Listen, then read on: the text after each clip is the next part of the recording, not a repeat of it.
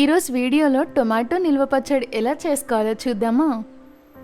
First అయితే tomatoes అన్నీ ఒకసారి కడిగిన తర్వాత తేమ లేకుండా ఆరిపోయిన తర్వాత కొంచెం మీడియం సైజులోనే కట్ చేసుకొని కడాయిలో వేసేసుకొని 1 కేజీ టొమాటోస్లోకి ఇక్కడ నేను 200 గ్రామ్స్ దాకా చింతపండును కూడా వేసేసుకొని మూత పెట్టి తీసి మధ్యలో కలుపుతూ ఇది ఫ్రై చేసుకోవాలి. వీడియోలో చూపించేలాగా బాగా అంటే అందులో ఉన్న వాటర్ అంతా కూడా పోయేలాగా ఫ్రై చేసుకోవాలి.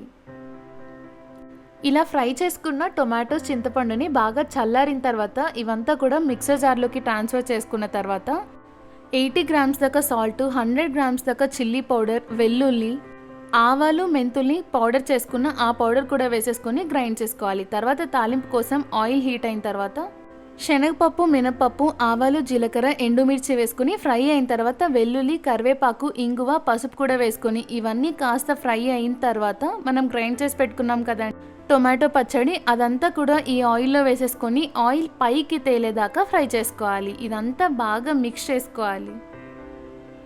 చల్లారిన తర్వాత గ్లాస్ జార్లోకి ట్రాన్స్ఫర్ చేసుకోవాలి. అంతే, టొమాటో నిల్వ పచ్చడి రెడీ.